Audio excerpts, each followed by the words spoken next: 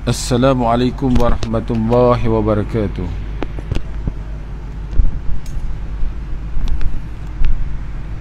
Bismillahirrahmanirrahim. Alhamdulillahi rabbil alamin, wassalatu wassalam ala asyrafil anbiya'i wal mursalin wa ala alihi wa sahbihi wattabi'ina bi ihsanin ila yaumiddin, amma ba'd. Bismillahirrahmanirrahim. Alhamdulillahirabbil alamin, wassalatu wassalam ala asyrafil anbiya'i wal mursalin wa ala alihi wa sahbihi ajma'in. Allahumma ahyina bil iman wa amisna bil iman wa dakhilna al jannata mal iman. Allahumma zayyina bil ilmi, Allahumma habib ilayna al iman wa zayyinhu fi qulubina wa karih ilayna al kufra wal fusuqa wal isyan waj'alna minar rasyidin. Wa sallallahu ala sayyidina Muhammad wa ala alihi wa sahbihi wasallam, walhamdulillahi rabbil alamin.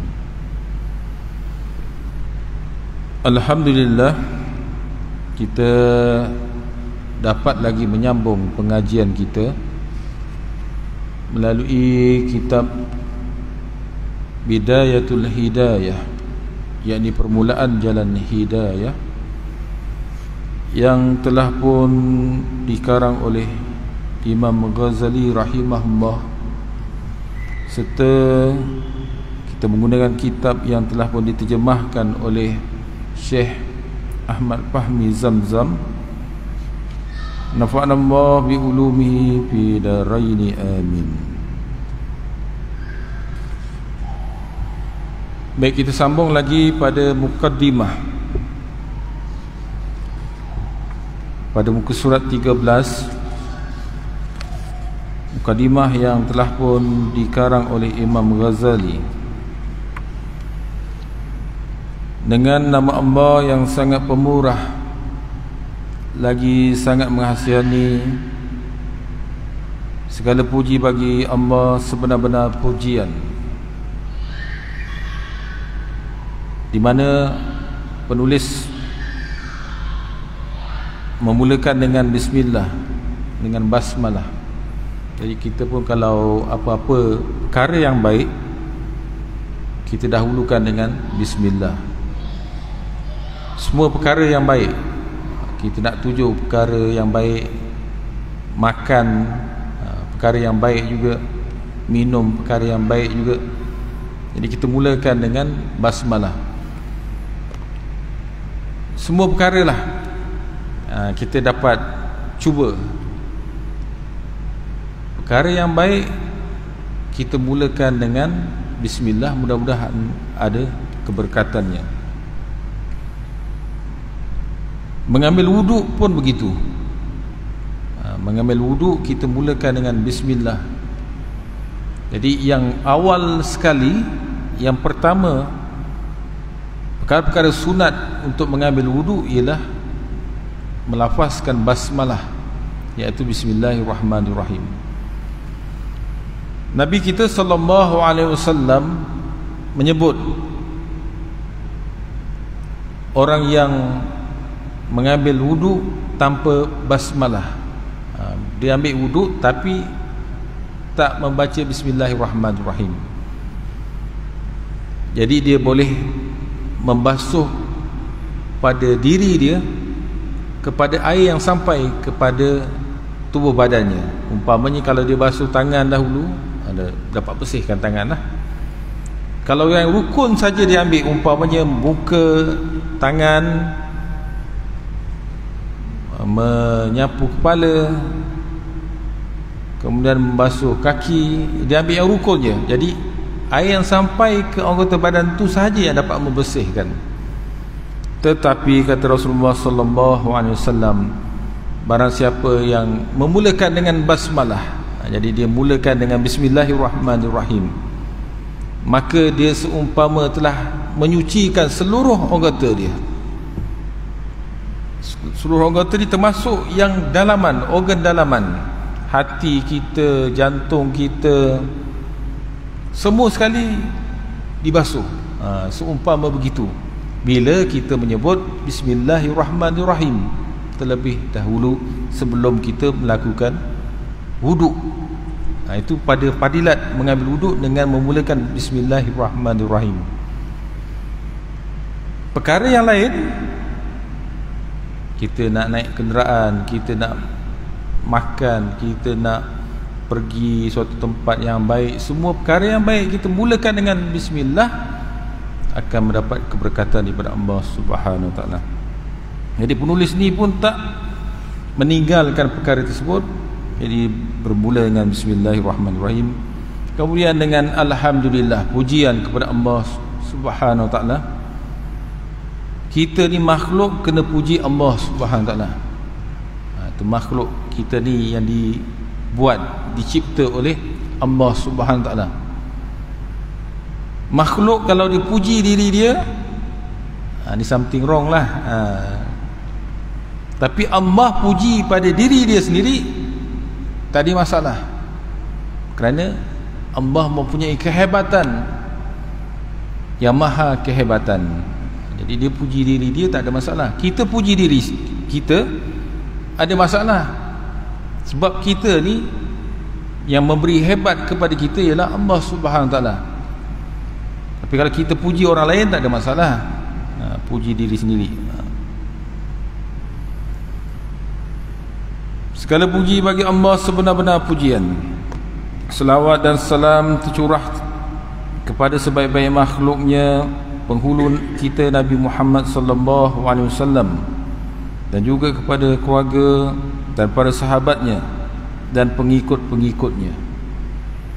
Yang dimaksudkan kepada keluarga baginda Rasulullah sallallahu alaihi wasallam ni bagi keluarga yang Islam, yang beriman kepada Allah Subhanahu Wa Taala. Sebab keluarga baginda ni, Abu Lahab pun di kalangan saudara maranya, tapi dia tak Islam. Dia tak termasuk dalam selawat ni. Yang termasuk dalam selawat ni yang juga kepada keluarganya, keluarga baginda Rasulullah sallallahu alaihi wasallam, ialah yang Islam, yang beriman kepada Allah Subhanahu Wa Taala. Ketahuilah wahai saudaraku yang sangat berminat dan mempunyai perhatian dalam mencari ilmu. Ini Imam Ghazali sebut dalam kitab ini, dalam mukadimahnya. Ketahui, dia mengajak kepada orang yang membaca kitab ini, yang telah menunjukkan cita-cita yang tinggi dan rasa sangat dahaga terhadap ilmu pengetahuan.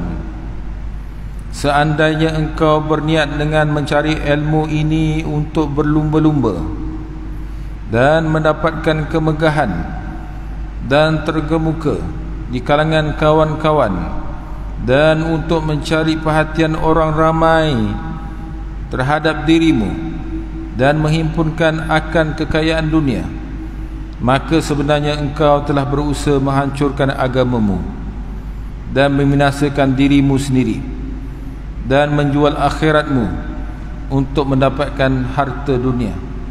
Maka penjualanmu adalah rugi, dan perniagaanmu porak-poranda, dan guru yang mengajarmu adalah dikira menolongmu dalam membuat maksiat, dan juga akan merasakan kerugian. Ketika ini guru yang mengajarmu itu laksana seorang yang menjual pedang kepada perompak, seperti sabda Rasulullah sallallahu alaihi wasallam, man a'ana ala ma'siyati walau bi satri kalimati kana syarikan lahu fiha. Artinya, sesiapa yang menolong orang lain melakukan sesuatu maksiat walaupun hanya dengan setengah kalimat, maka orang itu dikira berkongsi di dalam melakukan maksiat tersebut. Jadi dia pesan awal-awal, siapa nak belajar kitab ni, siapa nak menuntut ilmu, jadi peringat berkenaan dengan niat, dengan nawaitu. Kalau belajar kerana nak berlumba-lumba, nak jadi orang yang hebat, nak dapat kemasyhuran, nak dapat glamour, nak dapat orang gelar dia pandai, boleh berbicara tentang ilmu, maka dia telah merugikan.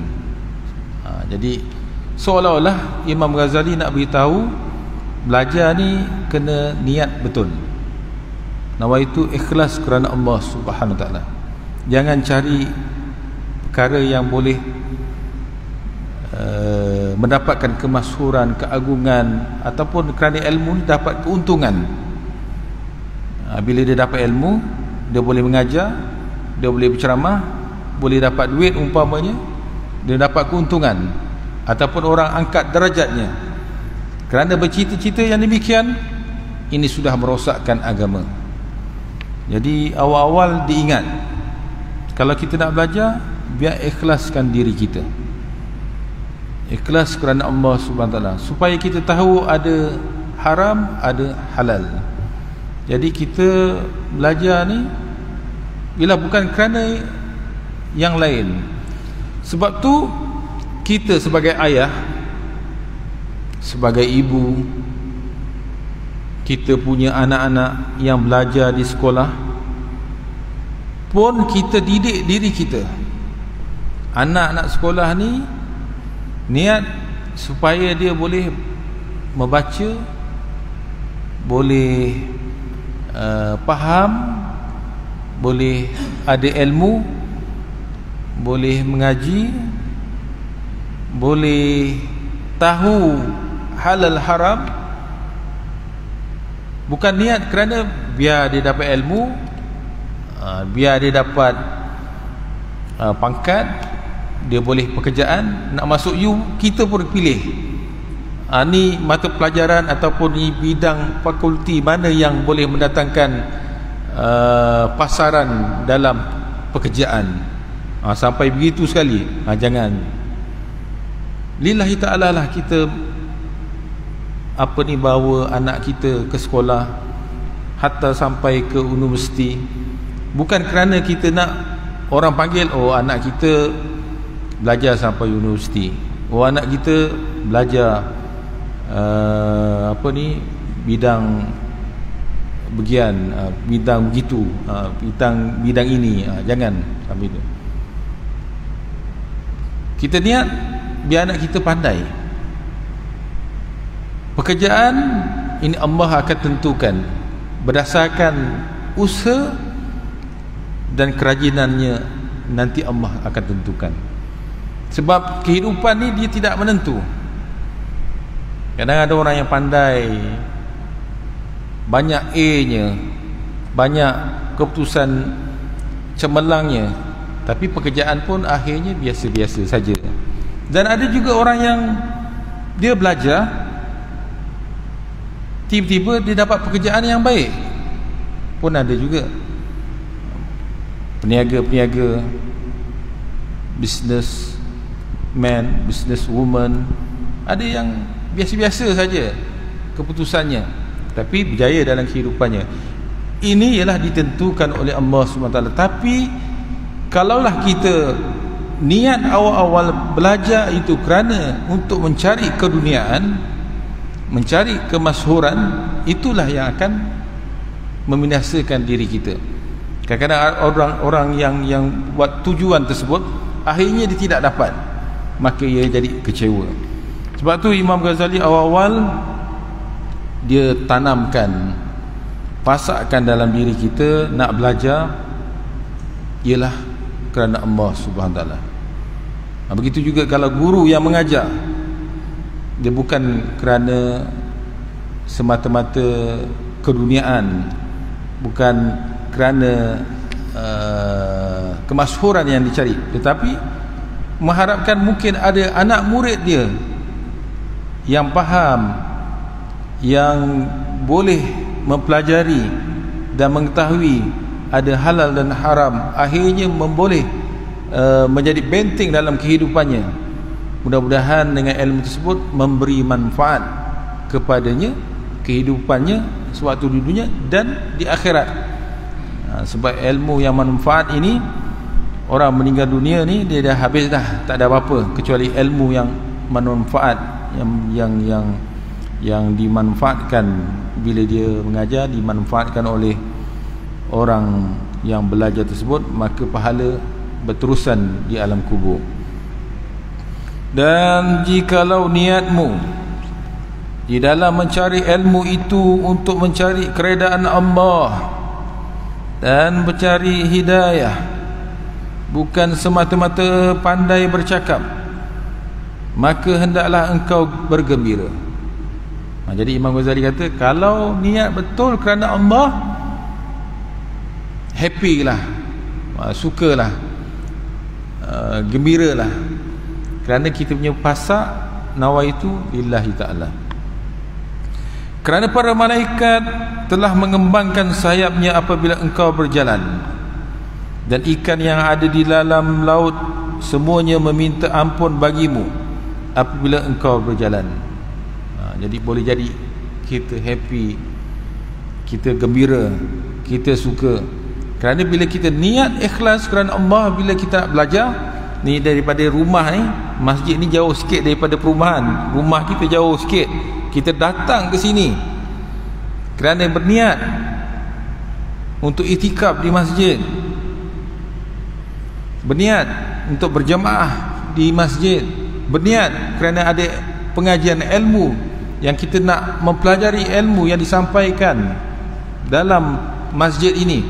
Kita pergi, dalam perjalanan itu malaikat memohon kepada Allah Subhanahu keampunan kepada kita. Dalam masa sama, binatang-binatang di daratan, di lautan memohon keampunan kepada kita.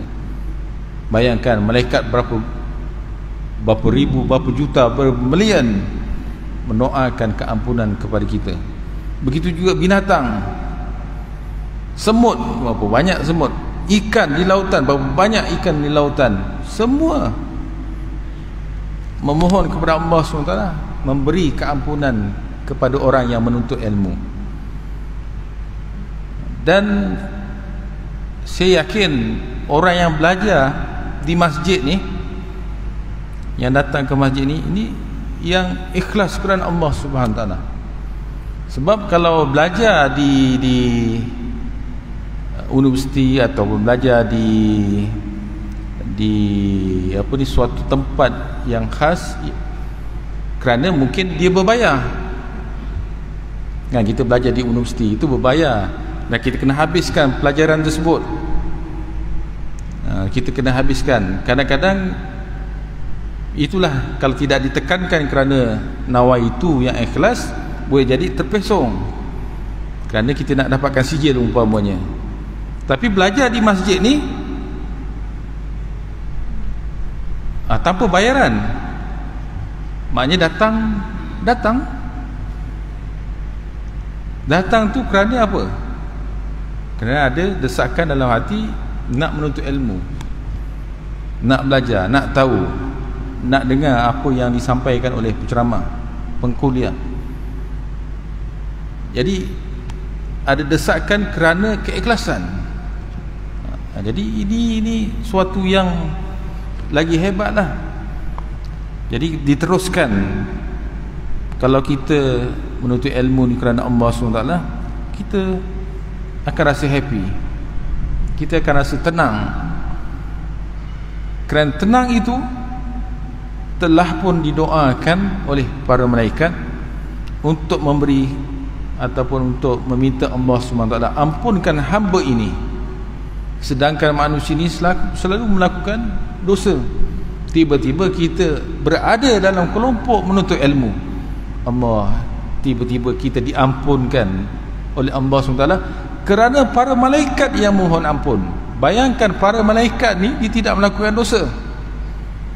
Ikan di lautan dia tidak melakukan dosa. Dia tak macam manusia yang ada lupanya, yang akan kadang-kadang melakukan dosa.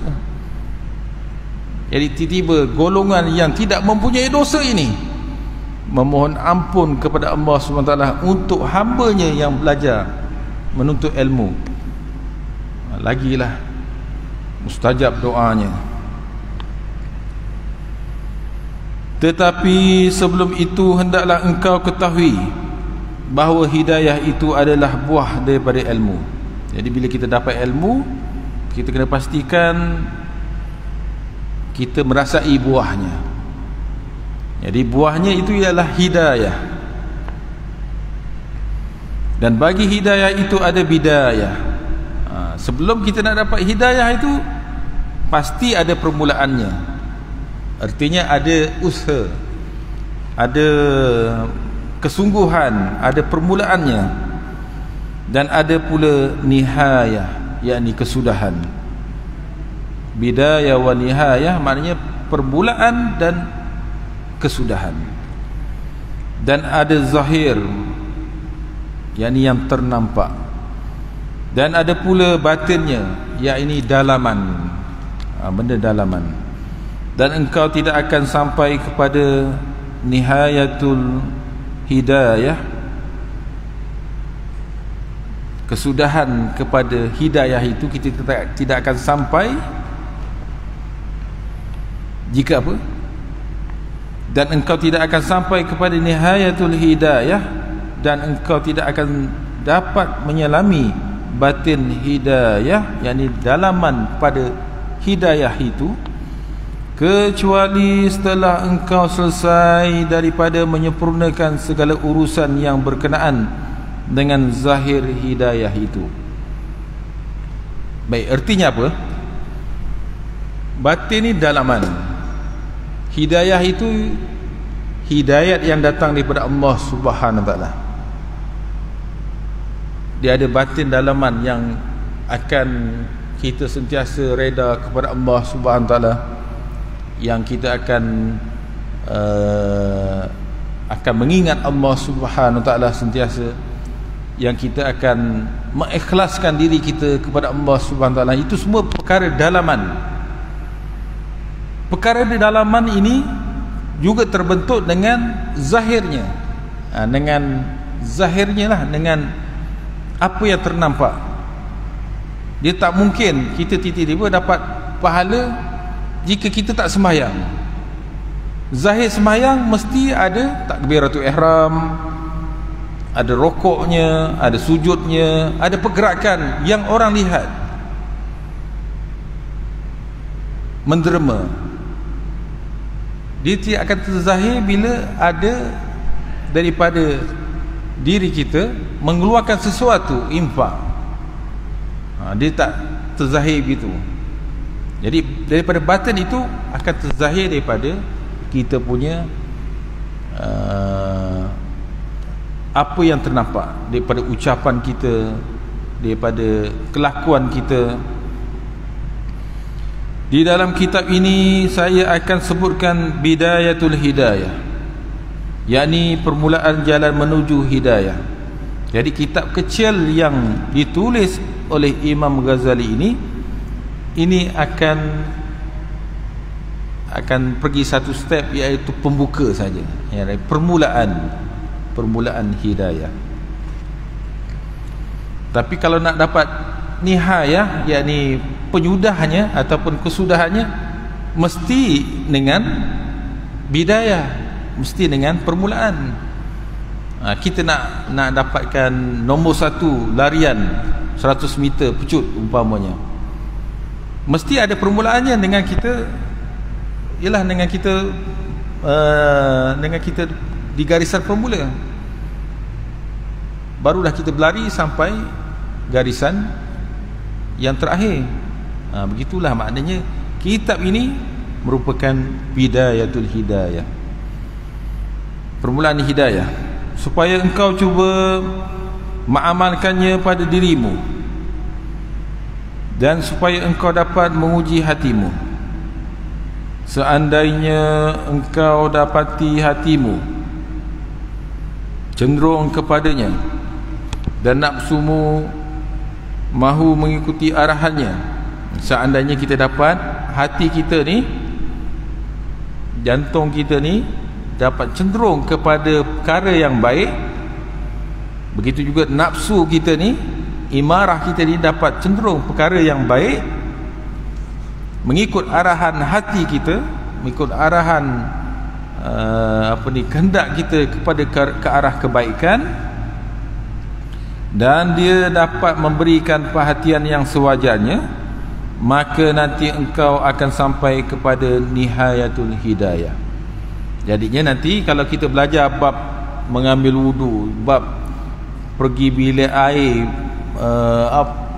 mengambil membuang air kecil, kemudian berwudu, sembahyang, kemudian sembahyang dengan adab-adabnya apa semua, kita pelajari semuanya dalam kitab ini dan kita dapat amalkan, maka kita akan sampai kepada nihayatul hidayah, iaitu penyudah kepada hidayah, hingga engkau mampu mengharungi lautan ilmu yang luas itu.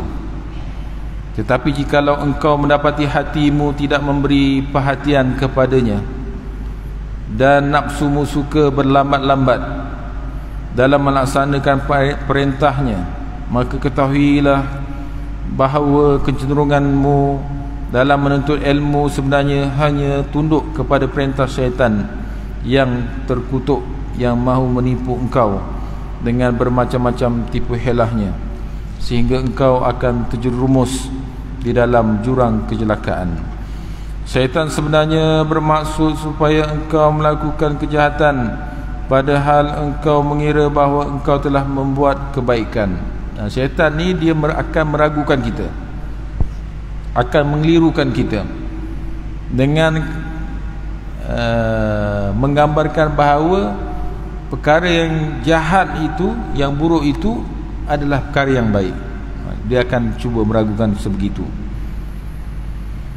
Maka dengan itu syaitan telah berjaya memperdayakan engkau, dan ia telah berjaya mengumpulkan engkau bersama-sama dengan golongan yang disebutkan dalam ayat yang berbunyi, Qul hal unabbi'ukum bil akhsarina a'malan allazina dalla sa'yuhum fil hayatid dunya wa hum yahsabuna annahum yuhsinuna su'yan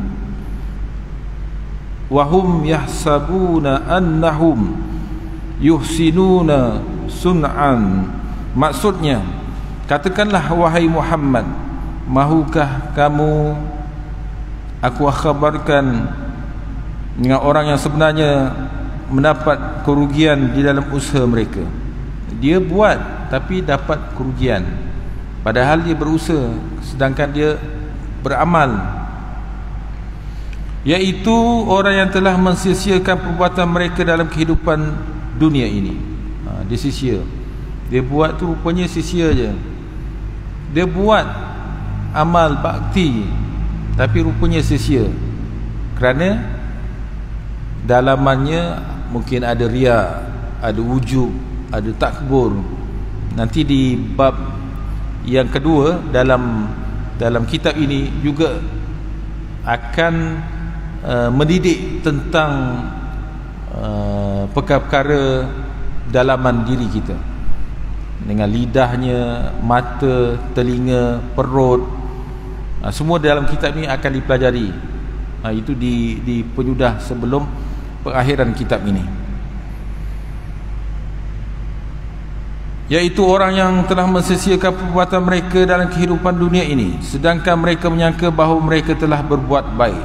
Sedangkan mereka sudah menyangka mereka sudah buat baik, tapi rupanya sia-sia, salah di sisi Allah Subhanahu Wa Taala. Kerana itu syaitan sangat pandai mengajar engkau akan kelebihan ilmu. Syaitan ni dia bukan sahaja menyuruh kepada yang jahat semata-mata, tapi dia juga mengelirukan. Dia kata pergilah belajar, tapi niat belajar supaya dikata orang dia ni pandai. Niatnya supaya dia dapat berdebat dengan orang lain, dengan hujahnya menggunakan kitab sekian-sekian, dia dapat kekuatan dengan hujahnya kerana dia belajar. Kerana ada niat yang sebegitu, habis musnah dia punya kesungguhan dia untuk belajar, tidak ada mendapat pahala di sisi Allah Subhanahu Wa Taala. kerana niat yang salah. Padahal menuntut ilmu itu baik, tapi oleh kerana kebaikan itu telah dinodai dengan sifat di dalam hati tadi yang telah dikuasai oleh syaitan, maka dia jadi rosak. Dan darjat para ulama, dan ia mengajak engkau beberapa kelebihan mencari ilmu yang telah disebut di dalam hadis dan juga perkataan para ulama, sedangkan syaitan dengan sengaja melupakan engkau dengan seumpama sabdaan Rasulullah sallallahu alaihi wasallam yang berbunyi, man isdada ilman walam yasdadu huda walam yasdadu huda lam yasdadu minallah illa bu'dan. Artinya, sesiapa yang bertambah ilmunya sedangkan hidayahnya, yakni amalannya tidak bertambah, maka ia hanya bertambah jauh dari rahmat Allah. Hadis riwayat Abu Mansur Ad-Dilami dalam sanad Al-Firdaus dengan sanad yang daif daripada kitab Ihya juzuk yang pertama halaman 95.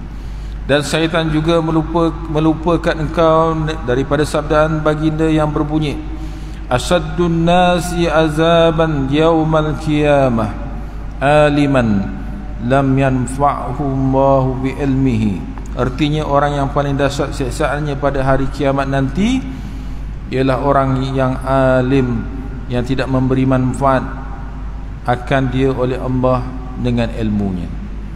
Jadi orang yang alim, yang ilmunya tinggi, jadi bila belajar sudah jadi alim, patutnya bila alim dia tunduk, dia lebih bertambah amalannya. Tapi tidak, alim saja tidak bertambah amalannya, tidak memberi manfaat oleh Allah akan ilmunya. Hadis riwayat At-Tabrani fil Saghir daripada Abu Hurairah. Padahal Rasulullah sallallahu alaihi wasallam selalu berdoa, yang mengajarkan kepada umatnya, Allahumma inni a'udzubika min ilmin la yanfa' wa qalbi la yakhsha wa amalin la yurfa' wa du'ain la yusma'. Artinya, ya Allah, ya Tuhanku, aku berlindung dengan Engkau daripada ilmu yang tidak memberi manfaat. Ini kita doa kita, supaya kita ni kalau dapat ilmu yang memberi manfaat, jangan ilmu yang tidak memberi manfaat. Dan daripada hati yang tidak khusyuk, dan daripada amalan yang tidak diangkat, diterima, daripada dosa yang tidak didengar, dan begitu juga daripada dosa yang tidak, daripada doa yang tidak didengar, tidak dimakbulkan oleh Allah SWT. Kita berdoa tapi Allah tak makbul. Kita ada amalan tapi tak diterima oleh Allah SWT. Jangan begitu. Jadi Nabi ajar doa. Doa ni ada doa yang diajar oleh Allah sendiri. Jadi ada doa yang diajar oleh Allah SWT sendiri kepada hamba-Nya. Umpamanya, Rabbana atina fid dunya hasanah wa fil akhirati hasanah wa qina azabannar. Itu daripada ayat Al-Quran yang Allah sendiri ajar kepada hamba-Nya untuk berdoa. Dan ada juga doa yang diajar oleh Nabi kepada umatnya, termasuk doa ini, Allahumma inni a'udzubika minal ilmi la yanfa' wa qalbi la yakhsha wa amali la yurfa' wa du'ain la yusma'. Jadi ini doa yang diajar oleh Nabi. Dan syaitan juga melupakan engkau daripada sabda Rasulullah sallallahu alaihi wasallam yang berbunyi, marartu lailata usriya bi aqwami tuqradu shifa'uhum bimaqarida min nar faqultu man antum qalu kunna na'muru bil khair wa la na'tihi wa la nanha 'anil syarri wa ta'tihi. Artinya aku melalui pada malam itu, yakni malam diisrakan aku dengan kaum yang dipotong lidah mereka dengan gunting daripada api. Jadi Nabi diisrakan pada malam Isra' dan Mi'raj. Jadi pada itu Nabi digambarkan dengan ada orang, satu kaum yang dipotong lidah mereka dengan gunting daripada api. Gunting itu dibuat daripada api, digunting lidah mereka itu. Maka aku bertanya, siapa kamu ini? Man antum, siapa kamu ini? Yang kaum ni yang digunting, digunting tu diperbuat daripada api neraka, terputus lidahnya. Kenapa orang itu berlaku begitu? Jadi mereka menjawab, kami adalah orang yang suka menyuruh orang lain berbuat kebaikan, tetapi kami tidak melakukannya, dan kami suka melarang orang lain meninggalkan kejahatan, tetapi kami mengerjakannya. Riwayat hadis Ibnu Hibban daripada Anas radhiyallahu anhu. Maka berhati-hatilah engkau, wahai saudaraku, daripada tipu muslihat syaitan, dan janganlah engkau tunduk kepada tipuannya.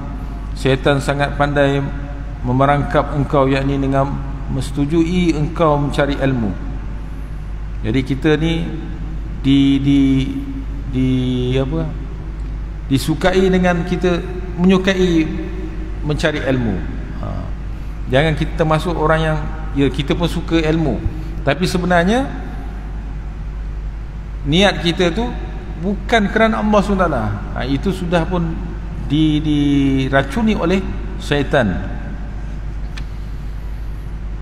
Syaitan sangat pandai memerangkapmu dengan menyujui engkau mencari ilmu, padahal sebenarnya ia telah memperdayai engkau dengan memisungkan niatmu. Maka celaka bagi si jahil sekali celaka.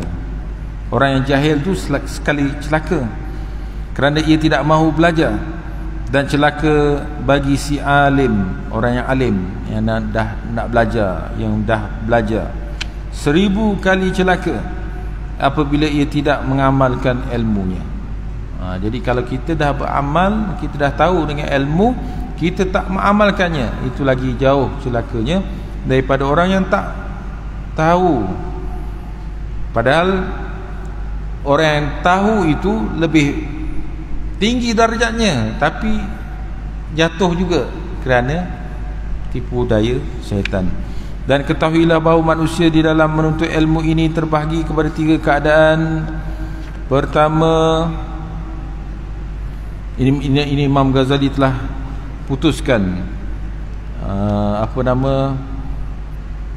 keadaan orang yang menuntut ilmu itu ada 3 keadaan. Pertama, orang yang mencari ilmu untuk menjadikannya sebagai bekalan ke negeri akhirat, maka ia tidak berniat dengan mencari ilmu kecuali hanya mencari keredaan Allah.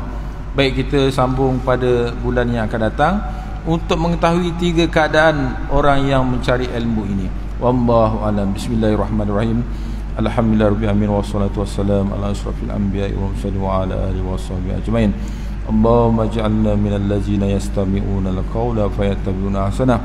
Rabbana atina fid dunya hasanah wa fil akhirati hasanah wa qina azabannar. Sallallahu ala sayyidina Muhammad wa ala alihi wasallam. Walhamdulillahi rabbil alamin. Assalamualaikum warahmatullahi wabarakatuh.